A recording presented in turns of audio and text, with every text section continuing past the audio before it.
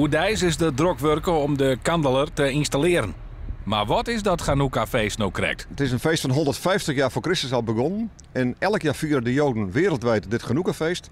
En ze vieren dan dat het feest van het licht, dat 8 dagen lang in hun tempel toen, die kapot geweest is door de Grieken, hersteld is. En 8 dagen lang op 1 krukje olie de menorah brandde. En dat was een wonder en dat vieren ze nog steeds. Het bijzondere exemplaar is net alleen het delfzetten van het feest.